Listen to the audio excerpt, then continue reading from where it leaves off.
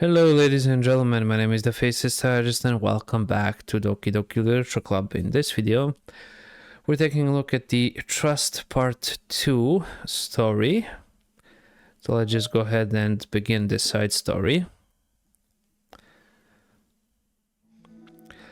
Another day passes in a flash and it's already time for the next club meeting. Although Monica should have come up with a plan for today's club tasks, she hasn't been able to shake her guilt and anxiety after reading Sayori's poem.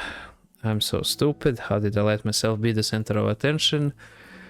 Sayori is going through this kind of feelings and I'm letting her comfort me instead of the other way around. What kind of club president does that? This whole time I didn't think to ask about her own feelings. So much for the stupid vision. Sayori enters the club room with her usual smile, but upon seeing the downcast Monica, her smile quickly fades into an expression of concern. Monica, is everything okay? I'm really sorry. I'm such a terrible friend. Huh? What are you talking about? You're an amazing friend. Monica shakes her head. I made this all about myself. Even you said so yesterday.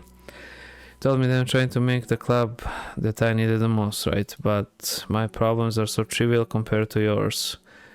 Sayori responds quietly. What are you talking about? But as she says that, her face darkens.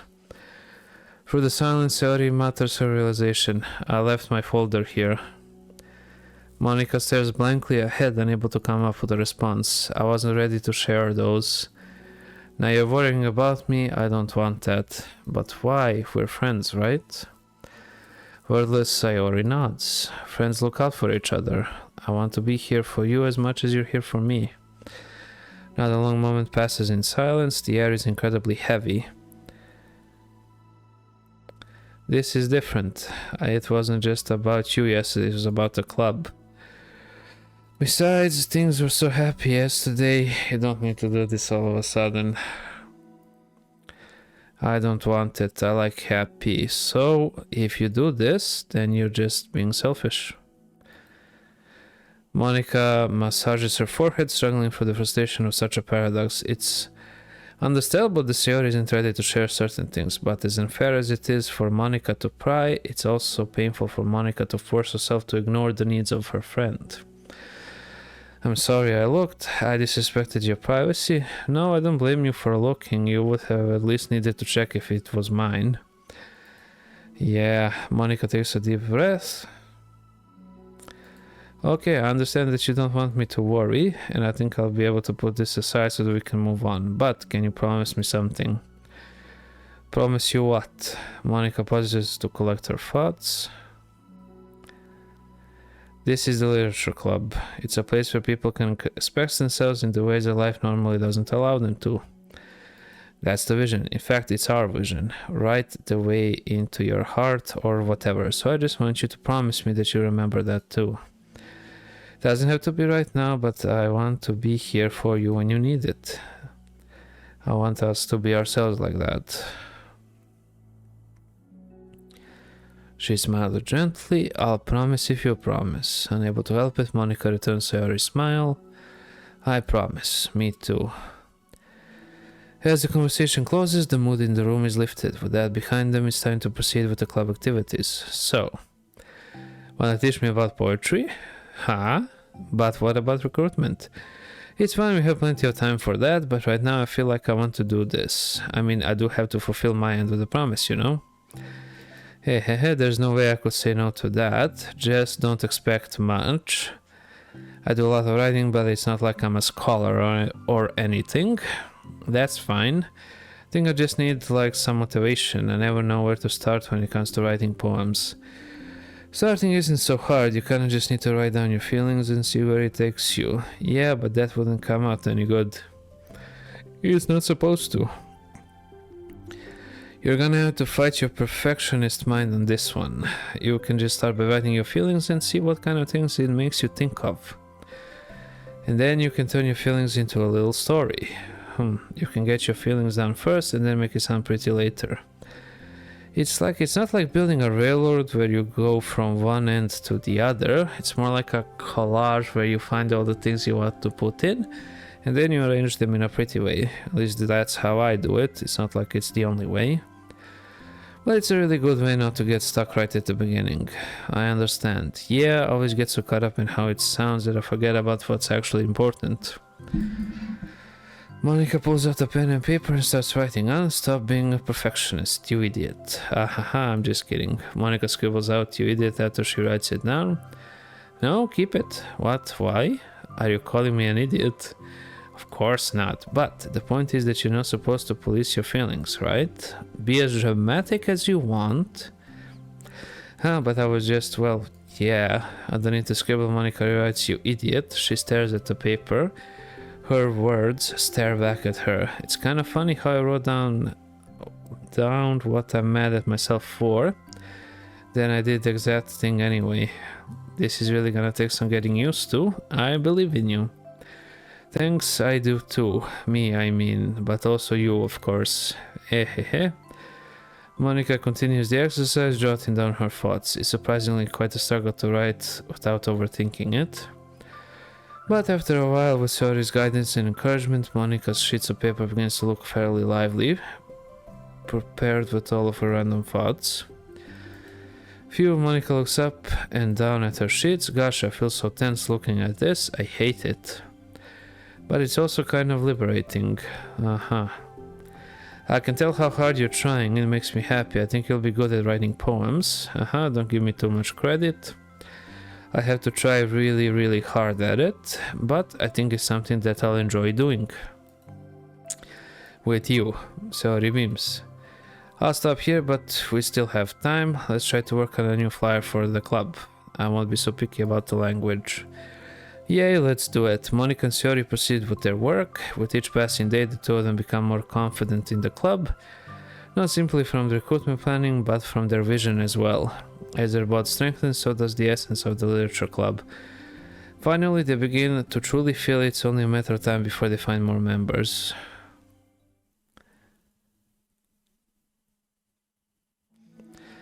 Another day passes. As usual, Monica is the first one to the club room. With her is a printout of the revised literature club flyer, complete with all the new ideas Monica and Saori came up with. If only this was the flyer we gave to that one reading girl the other day. It's so much more attractive than the old one. But the new catchphrase is featured clearly in the center of the flyer, right away into your heart. Surely common sense would say that one writes from the heart, not into the heart, but the message being delivered is that one can use writing to discover themselves. Hopefully Monica and Saori said thought that it would be enough to garner some curiosity from students. Why do I feel so tense looking at this? Monica thinks back to the previous meeting when she performed the writing exercise. Was I always this bad at expressing myself? How am I supposed to be president if I can't even demonstrate what the club is supposed to be about? The literature club is truly beginning to take form, but with that, the weight on Monica's shoulders only becomes heavier. The debate club was always about rigid structure, formulating airtight points and counterpoints and delivering them with conviction. I was about the person on the outside, that's why Monica was so good at it. It existed entirely within her realm of comfort. It's suffocating. I need to break through this mental wall. I need to learn to express myself for real. Monica pulls out a sheet of paper and grabs her pen. She presses the tip of the pen firmly against the paper. But her hand doesn't move. Instead, a tiny blot of ink collects around the tip of her pen. Monica lifts her pen and stares at the little blotch. For some reason, she feels compelled to run her finger across it. As she does so, the black ink smears across the paper, ruining Monica's canvas. Out of spite for herself, Monica presses her pen down once again, letting the ink collect. She creates a second smear on the paper. Come on, Monica, just move your hand. Monica writes. This is what I get for seeking perfection. A stain. Monica slides the paper away from her and puts her head down on the desk.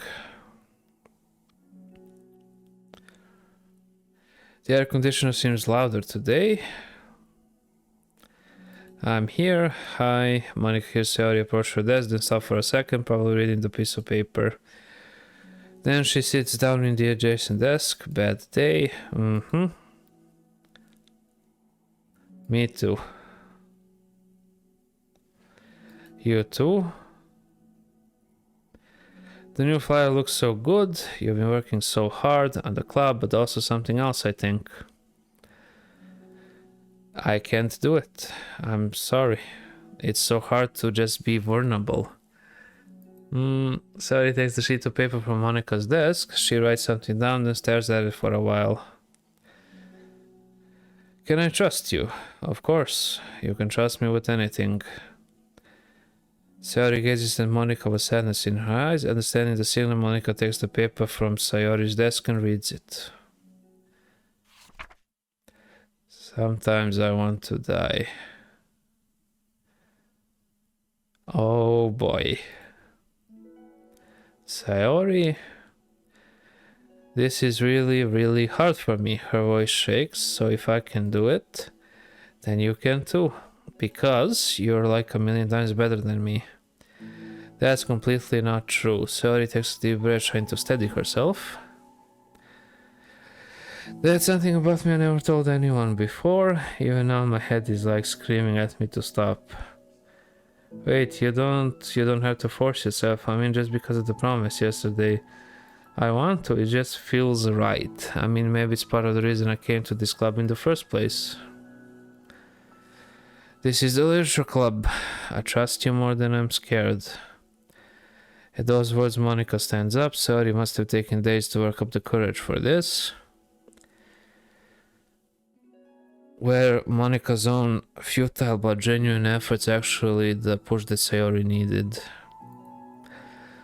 Sayori deliberately breaths can be heard over the air conditioner. As she prepares herself to continue, Monica waits in gentle silence.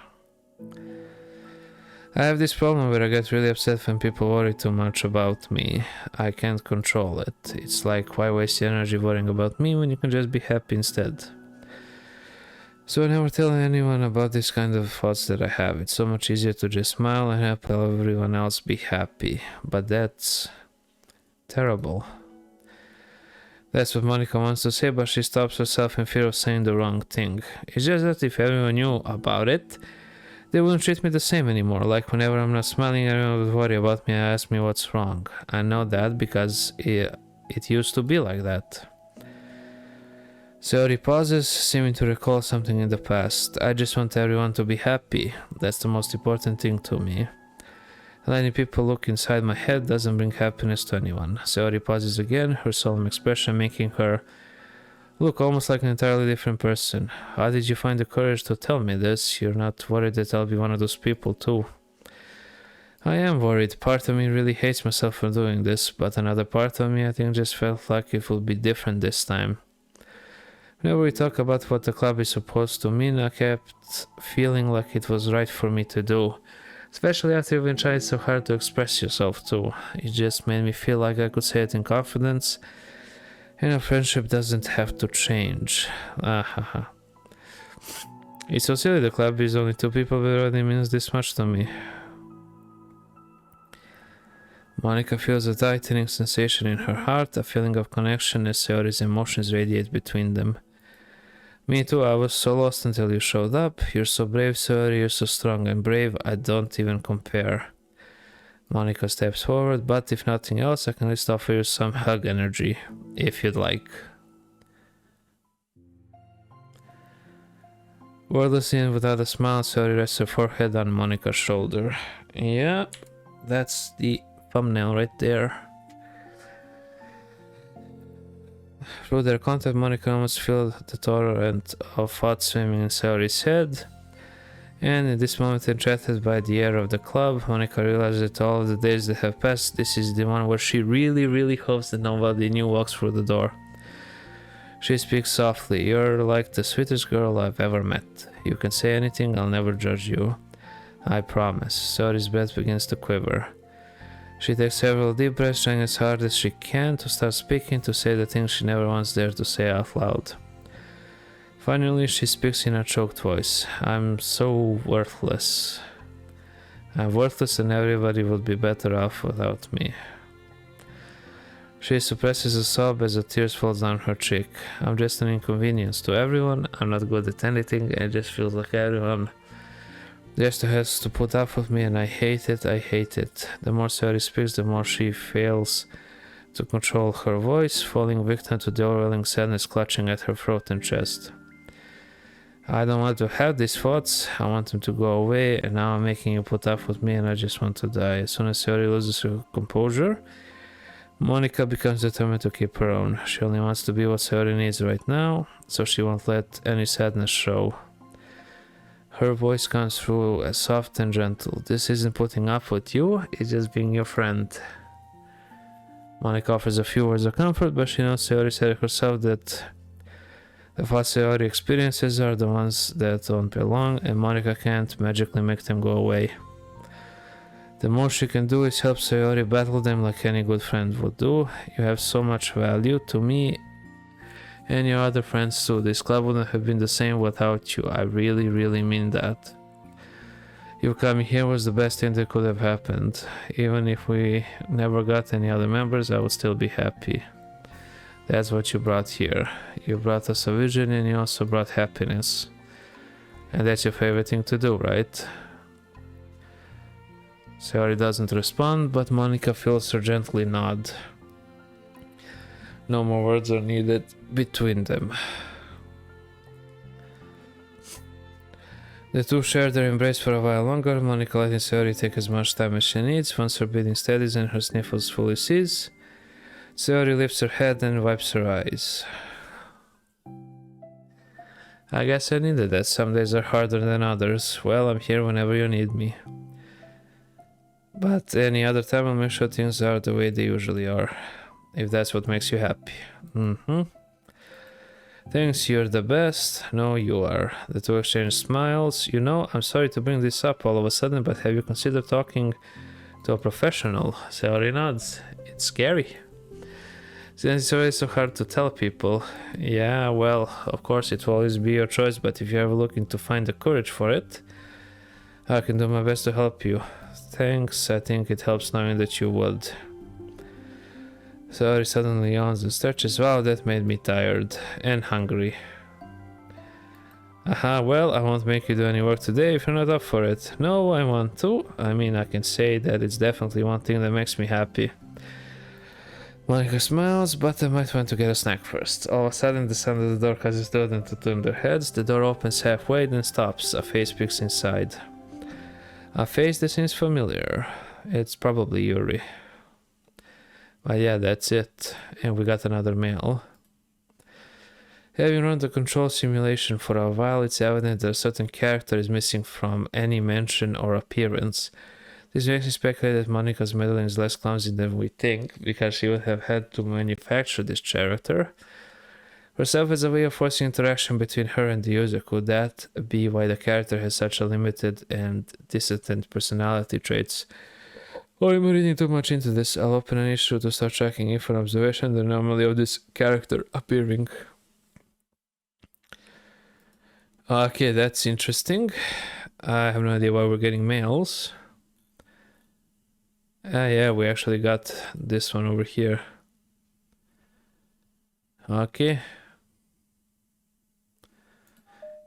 Yeah, let's go ahead and set this for the wallpaper, why not? Okay,